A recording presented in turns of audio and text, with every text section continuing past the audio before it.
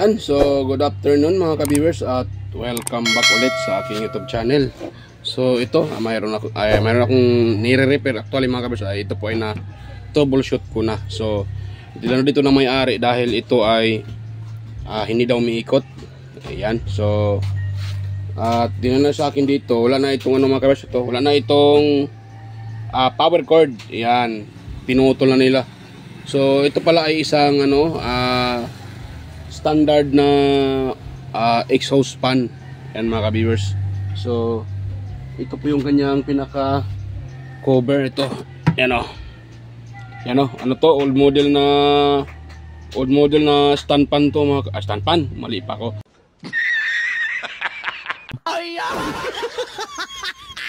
Old model na or ano to mga ka-viewers, exhaust fan. Yan. Yan o, standard yung brand. So yan, kinalas ko na po ito. At ito naman yung kanyang pinaka cover, pinaka LEC. Mali pa ako nasabi at pasensya na. Gunggong! Barinig kita sa mukha eh! So ito yung kanyang pinaka LEC mga ka-viewers.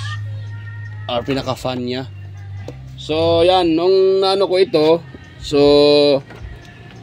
stuck up siya, naubusan ng langis. So na-open ko na ito at nilagyan ko na ng langis, kaya yun, lumambot na siya you know, free wheel na siya mga ka-viewers, malambot na, yan. Tapos ngayon may isa pang problema dahil itong kanyang pinaka kapasitor ay mababa na sa 1 microfarad. Yan, so kailangan natin itong palitan mga ka-viewers, itong kanyang pinaka kapasitor dahil mababa na. So ito kasi nakalagay dito ay 1 microfarad. So na tinitest ko ito kanina, ano na lang siya mga ka-viewers, 800 nanofarad. So hindi na siya umabot ng 1 microfarad mga ka-viewers. So mababa na siya, may nag-video okay pa sa wala. So kayo ay mano ni Lolo, masipa ni Lolo dahil may nag-video okay ka-viewers. Yan. So ayan mga ka-viewers.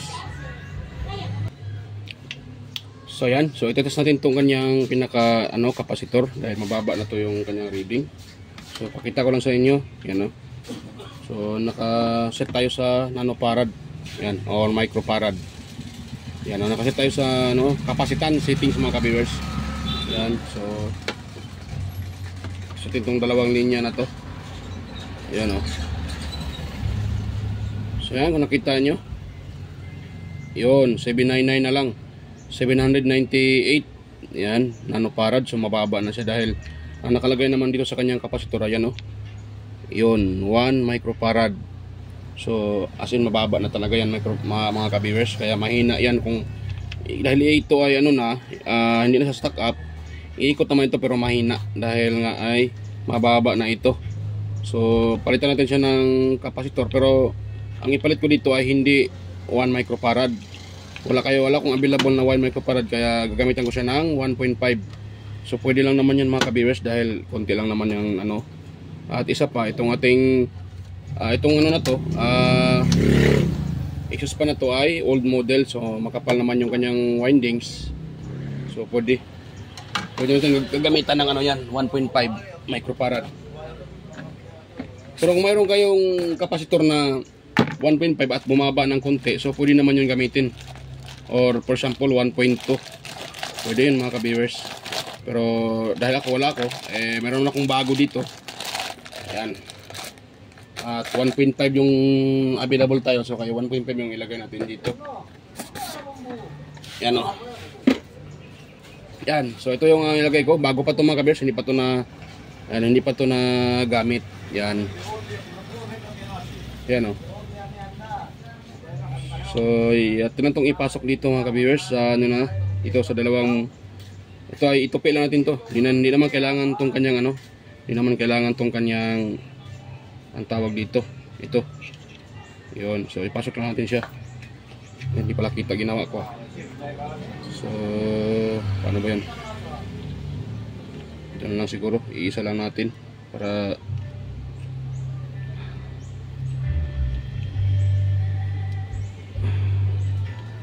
yun. Malaki ata. Ayan, pwede lang pala. So yan mga ka-viewers, naipasok ko na yung dalawang kapasitor. Itong kanyang wire. Yan. So ito na siya oh. So sa paglagay naman dito, kung hindi nyo kabisado itong linya ng ating, wait lang nga, palakihan ko para makita nyo. Itong linya ng ating exhaust fan. So ititest nyo mga ka-viewers yung tatlong wire na yan. So dahil ang common nito ay kulay black, so ang itong dalawa na to, red at saka blue, ito po yung ating linya para sa kapasitor. Yan. Yan. So ang pagtest naman dyan ay ganito lang oh. Gagawin nyo dyan ang pagtest. So kung sakaling hindi nyo alam or sakaling na backlash nyo at hindi nyo nakalimutan nyo yung common, so sa tatlong wire na to, itong red, blue, black, yan, ititest nyo dyan kung saan yung pinakamataas na reading. Yan po yung linya ng ating kapasitor. Ayan. At saka yung isa, matik, yan po yung ating common. Ngayon, ang hanapin nyo naman pangalawa, para matrace yung kanyang connection. So hanapin nyo kung dito sa dalawang wire na to, itong red at saka blue. Ewan ko kung sa ibang brand kasi, magkaiba kasi ang kulay. Yan. So, for example ito, dahil ito ay standard, so ito yung ginagamit niya na kulay, red at saka blue. So sa dalawang ito, hanapin nyo dito kung saan dito yung mababang reading. Ang mababang reading naman dito, ito po yung itap nyo sa line to ng ating EC. Ayan. So dahil lagi i-wiring ko para makita nyo ito. Yan. Yan. Ayun. So ito tayo sa dalawang linya na to. So itong red na to, yan, itap natin dito. Nga pala, nakita ko sa inyo pala kung saan yung pinakamababa yan na reading, mga ka-viewers. Yan o ha. So nakalagay tayo sa auto. Yan, naka-auto tayo. Yun. So dito tayo sa common. Itong black niya, dahil ito naman yung black yung ginagawa nilang common eh. Yan o. At may ano pa, ito ay na-repair na eh, dahil mayroon ng tagging. Yan, binaklas ko lang ito dahil ang dinala dito, ito lang oh, napakaisi ng wire, pinutol nila eh, you know, papuntang EC at ito eh, papuntang EC ito, sasaksakan. So binaklas ko na lang. So ngayon, pakita ko sa inyo ang pagano dyan. So dito tayo sa common wire. Tsaka hanapin natin dito yung mababa na reading. So nakita niyo, tinan niyo po yung tester. Ayan oh. Dito tayo sa blue, naka-reading tayo ng 600. Yan, 90. Hindi 600 or 700. Yan. Yan oh. 680 pala.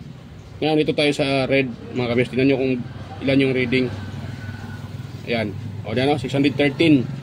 So kung nakita nyo, ang blue ay 680. Ito namang sa red, mas mababa, 618 ohms. So matik yan. Itong pinaka-red, ito yung kanyang linya para sa ating line 2. Ayan o, 612. Kita ba? Ayan o.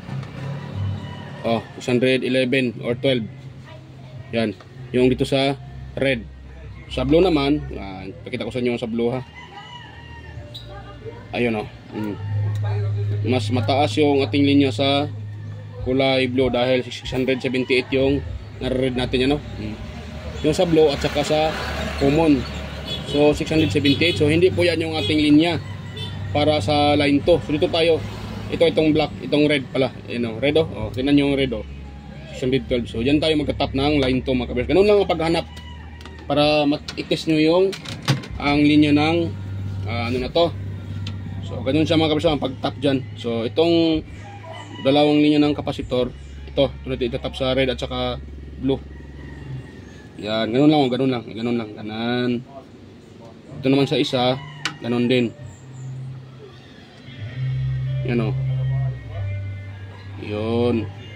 Tapos dito tayo magtatap ng line 1 at line 1 saka line 2. Ano? So ito yung common or line 1 natin.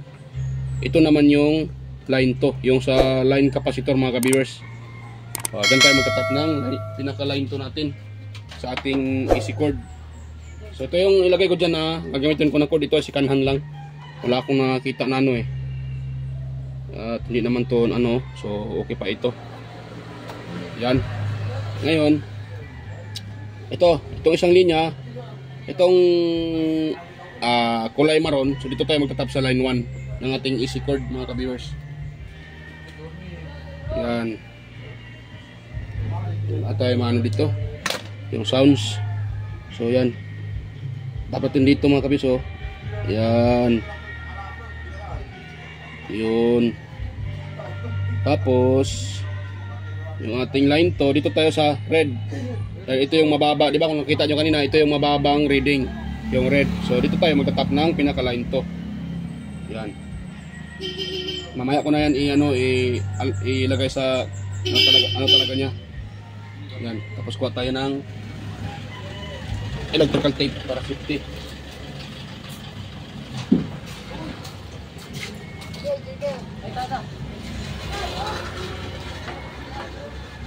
Ayan o. Ayan. Yan. So itong line 1 natin siyang lagyan ng electrical tape. So ito ay paluapan ko lang mamaya mga ka-viewers ng cable tie para hindi kakalas. Dahil sa katagalan ay itong electrical tape ay kakalas ito. So kailangan natin lagyan ng cable tie para manatiling nakapit siya, anong tawag dyan. Kung wala kayong wala kayong cable tie, pwede naman yung tape na puti. Yan, pagkatapos mo lagyan ito, katulad nito, nalagyan ko na siya ng electrical tape. So kuha ako ng itong tape na to, yung tawag nito, masking tape at tawag nito eh. So yan. So paluapan natin siya ng yan, masking tape para hindi siya kakalas. Ito kasing masking tape, maano ito eh, madikit ito eh. Pag ito ay ano nyo, hindi ito kakalas mga ka-viewers. Yan. Ayun o. Yan lang. Yan, para matibay. Tapos ito naman tayo sa kabila. Yan, ito yung ating line to. Maglagay din tayo dito ng anong tawag dyan, electrical tape para safety.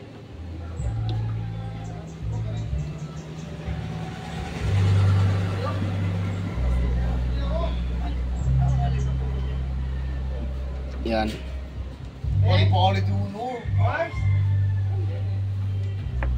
So, lagay lang tayo dito. Yan.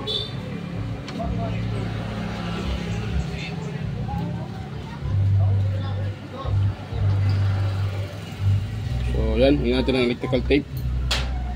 At atin siyang hatakin para didikit talaga siya. Yun. Tapos, paluapan natin ng masking tape.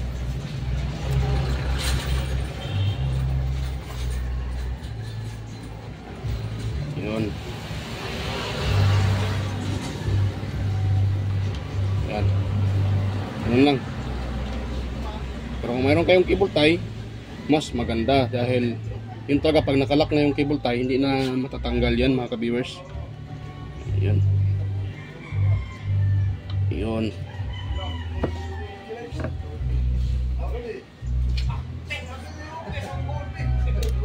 Yan. So ganun lang paglagay.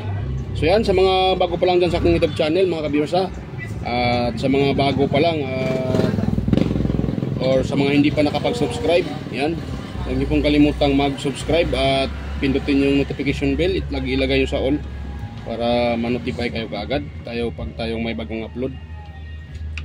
Yan. At huwag niyo rin kalimutang i-share sa iba mga ka-viewers para makatulong tayo sa mga gustong mag-DIY at mag-repair. Yun. May sounds mga ka-viewers.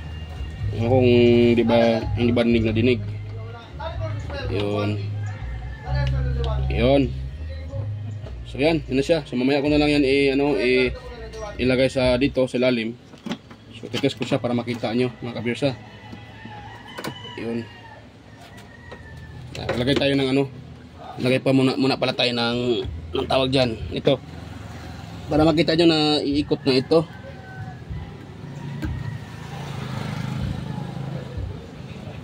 Yan. Tapos natin to, ilalak natin tong ganyang C-type or C-clip mga ka-viewers, yung C-clip nya. Ingay mga ka-viewers, ingay. So yan, tayo, yan o.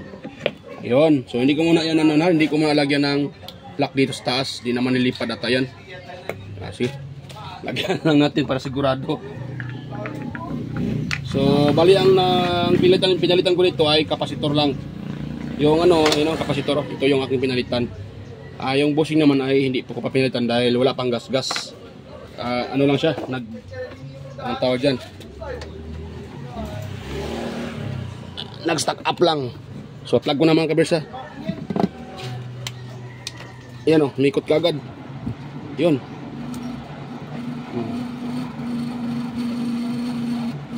So ganun lang mga ka-viewers.